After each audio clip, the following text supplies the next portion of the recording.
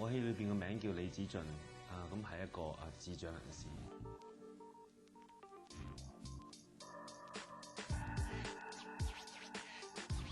到日本嘅時候，再遇到杜汶澤呢個人。喂，邊個開聊啊？咁到底有啲咩佢未做過咧？到底有啲咩我覺得佢做出嚟會優勝啲？講好咗放假噶嘛。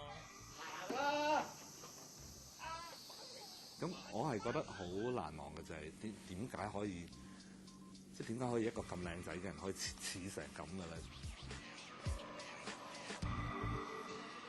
咁其實我喺呢個戲裏邊飾演角色就叫黃海啦。黃海係咁嘅人啦，黃海就係一個咧流落異鄉嘅中國人嚟嘅。由於頭文字 D， 佢係每一次出嚟，佢搞笑，佢都即係所有觀眾都會笑。我就覺得喺頭文字 D 已經用完佢呢個特質，咁我係希望喺呢一部戲裏頭發掘佢另外一樣嘢。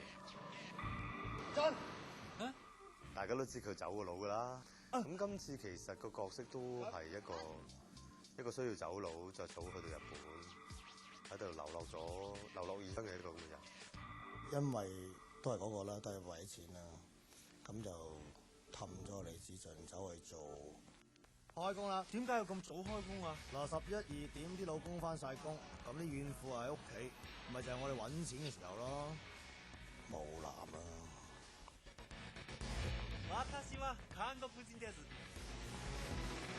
佢嗰種單純，佢唔覺得自己蠢，佢都要拼命喺社會裏邊證明自己係有佢嘅作用。對唔住，我飾演嘅係一個喺日本留學打工嘅中國女仔啦，咁又係阿澤杜汶澤嘅離婚嘅老婆。佢嗰個演戲嗰個天分同埋技巧咧，係喺電影裏邊係冇問題，同埋再有好多嘢可以發掘添。我在戲裡面呢飾演的是一個鴨店跟雞店的老闆。因為在這個戲裡面呢，導演希望我有多種類型。嗱，呢個就係個分別。佢一個有能力嘅演員，佢可以好快咁適應到呢啲方法，同埋好中意佢咁樣做啲。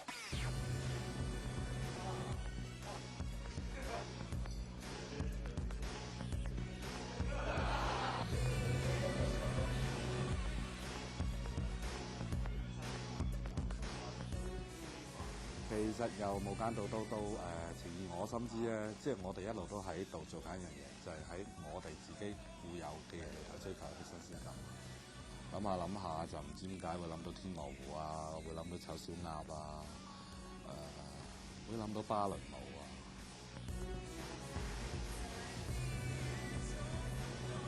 芭蕾舞嚟講咧，其實我係有好多年嘅經驗嘅。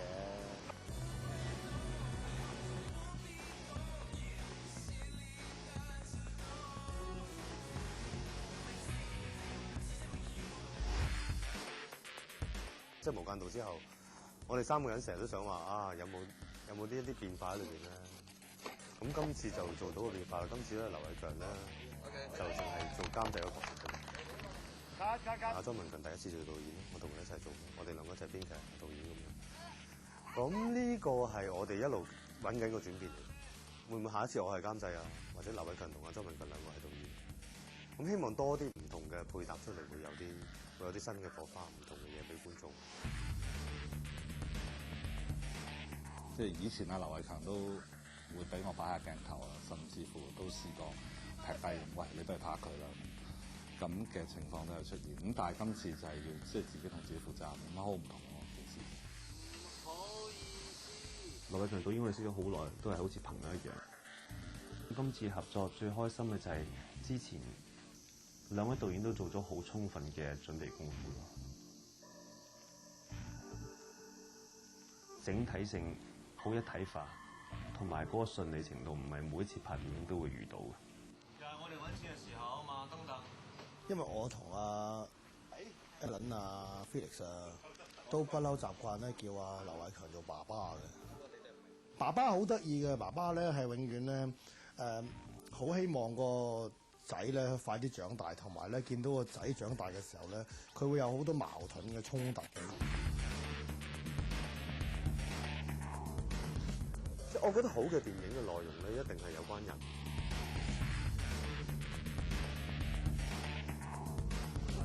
即係無論嗰個係喜劇、係動作片、係悲劇、係科幻片都好，即係嗰樣嘢係喺裏邊好緊要。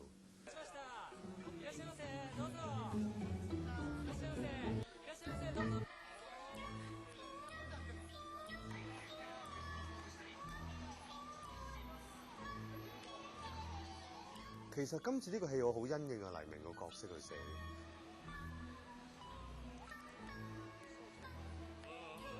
我真係唔係傻噶，我輕度弱智咋。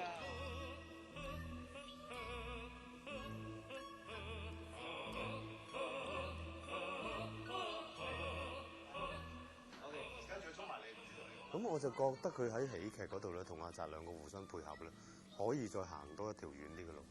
咁所以就試咗一個咁嘅戲。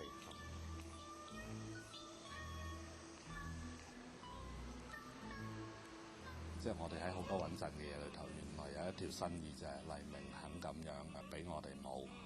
咁如果黎明肯做呢一樣嘢咧，我係覺得即係呢件事已經成功咗一半。喺呢部開始嘅時候，同導演去參觀一啲低智障嘅一啲收留所啦。咁但係佢哋基本上全部都好開心嘅人，因為佢哋冇乜太大嘅煩惱。同佢哋溝通完，見過一排之後，同導演再商量點樣去投入呢個角色嘅時候，咁變咗自己需要時間去感受咯。我都想睇到佢有一啲嘢再突破多啲，再突破多啲。咁所以今次寫咗一個咧，其實同佢好相反嘅角色。咁睇下佢到底演嘅時候會唔會係可以喺佢演技度行多啲嘢出嚟。諗先啊，好快好快。唔知點解咧？即係我直覺覺得佢係一個天使。咁我絕對相信黃海呢個角色，由開始到去到好後期，都唔知嗰個係佢生命中嘅一個天使嚟嘅。因為好多時黎明都要求我演一次俾佢睇，即係可能我個樣不嬲都有少少低能咧。咁然之後佢又用佢嘅方法演翻一次俾我睇，然之後我係試下攞兩種方法溝嚟溝去。我睇住阿黎明一日比一日似輕度弱智嘅人。喺現實生活裏邊，我哋揾到題材俾自己吸收嘅時候，點樣將佢注入自己嘅精神、心理同思維裏邊嘅一個融合咯？我希望佢係同阿杜汶澤對照嘅時候，反而係一個聰明啲嘅。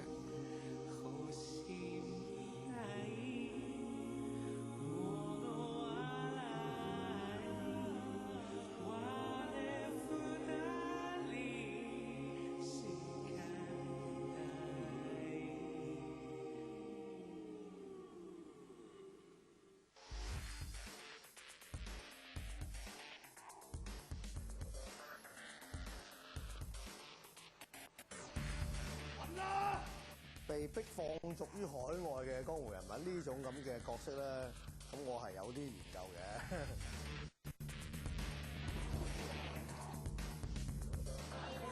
只不過一路啲戲咧都係冇嗰個機會俾佢演到出嚟咁我都想觀眾睇下呢一邊嘅澤到底係點？原來日本有好多姐姐啊、姨姨啊，咁佢哋又好悶。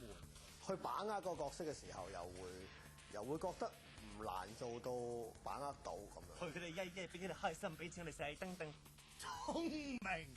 每日都要監住阿杜汶澤去演一個唔係搞笑嘅杜汶澤。呢個我諗你問翻杜汶澤，可能杜汶澤自己都好感受到。基本上佢膊頭喐一喐，我都會嗌停。即係莊文強係熟過我噶嘛。咁如果你唔要嘅話咧？就咪人哋劈低你。杜汶澤大家之前又識咧，咁變咗成個組合上面好簡單，即係簡單得嚟就係話就係兩個男人。即係我諗做到一個舒服嘅環境，你演員演得舒服，就會有種好喺入邊部戲嘅空間裏邊生活咯，咁係好開心。幾勇敢啊！英雄見到呢啲車，你有可能會驚。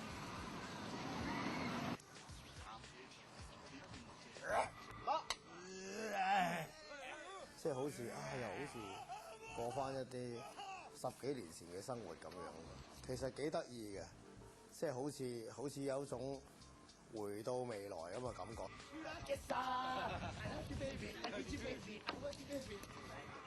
すごい、二段田正純です。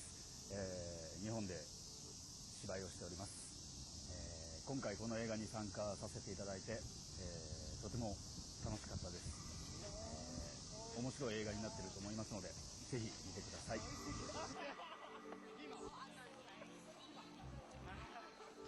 Hello， 大家好，我係葉生豪，係一個日本人嚟㗎，嚟咗香港差唔多4年半啦。喺呢部戲入邊嘅角色咧叫做一個阿成，呢個阿成咧就係好驚俾人打咧，或者自己好似黑社會，但係唔係黑社會，又唔係古惑仔，又係古惑仔，唔知自己都唔知自己做乜。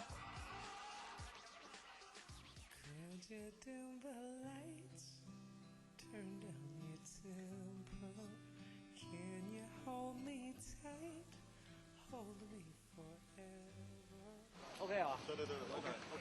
其實感覺上可能今次啲人嘅工作崗位個名唔同咗，但係其實都係延續翻成個無間道同埋頭文字 D 嗰個精神。喺翻呢度換個 Teddy 嘅人，每一樣嘢都係3個人一齊決定。俾多次機會我，俾多次機會。其實包靈佬呢啲嘢咧都係唔好搞細白啦，真係好暈啊！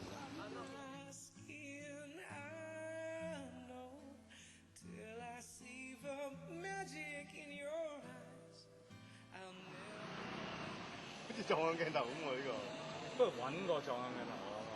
即係大家因為合作咗咁耐，好自然有個我唔識講，可能係叫默契嘅嘢喺度咯。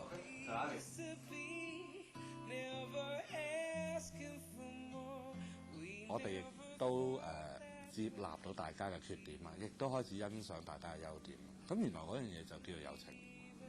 我一世都你大佬，好冇？情與義就我相信係唔能夠分開嘅。即係試問你同嗰個人冇情嘅，又點會同佢講義咧？咁我又好難去界定究竟邊樣嘢重要啲。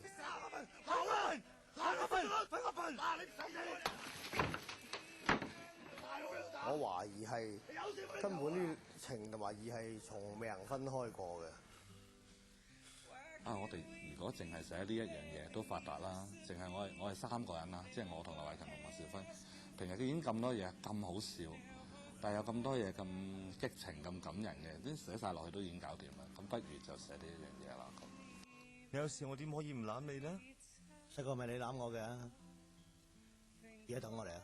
即係每個人都會肯犧牲嘅，只要你個環境同嗰樣嘢個情緒氣氛牽引到嗰個人有呢份衝動，我諗自然就會有。每個人都有犧牲一面，每個人都有勇敢一面。咁但係睇咩情況下裏邊，去令嗰件事攞出嚟。我話我攬你㗎嘛，你攬我，我攬你。所以點解我哋呢套戲係講得好反映現實得嚟，又一個理想嘅朋友嘅境界咯？所以所謂夢工場嘛，就要做一個夢俾觀眾咯。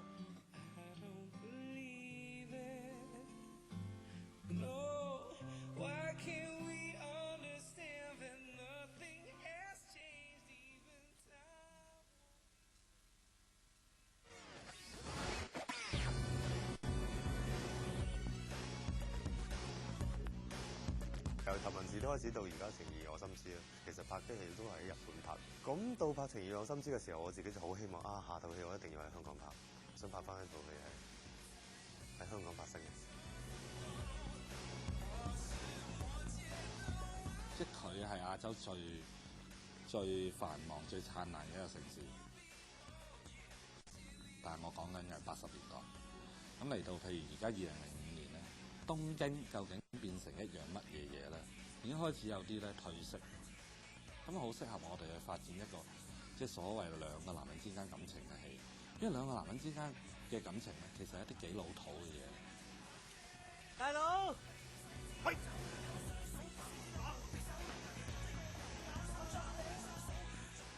最深嘅係結局嗰場戲咯。因為導演就叫我喺一個鏡頭之內表現好多嘅情緒。我就記得 Alan 企喺我身邊話：你唔使緊張嘅，我哋做咗前邊嗰啲啦嚇，做都記得幾多，我哋可以 NG 嘅咁樣。咁佢就一個個講話啊，第一個步驟點，第二個步驟咁講俾我聽。啊，點知我哋一剔就過咗喎。咁嗰個印象係令我好深啦。咁我都深信佢係屬於嗰種咧，出到嚟拍電影咧，係並唔會似電視藝員嘅嗰種感覺。好心你冇揾埋啲，唔好淨係掛住揾錢啦。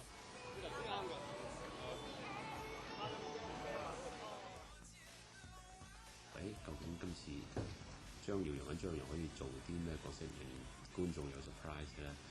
咁啊，我喺度賣個關子，最好咧就大家去睇到佢。咁入邊咧，大家會見到張耀揚有另外一個唔同嘅一面。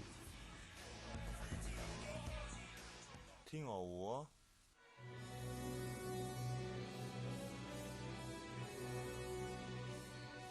我懷疑每一個人本身都係天鵝嚟嘅，只要你個心底係善良。有啲天鵝佢出世嘅環境或者佢生活嘅環境，令到佢以為自己係一隻醜小鴨。咪住先，天鵝湖同醜小鴨係唔同喎。咁我相信每個人都有自己嘅夢想，只不過我哋用咗醜小鴨同天鵝。咁我相信人生嘅奮鬥嚟講係可以令到命運作出一個適當嘅改變。嗱，天鵝湖咧係講個人變隻鵝啊嘛，咁醜小鴨咧係講隻鵝以為自己係鴨喎。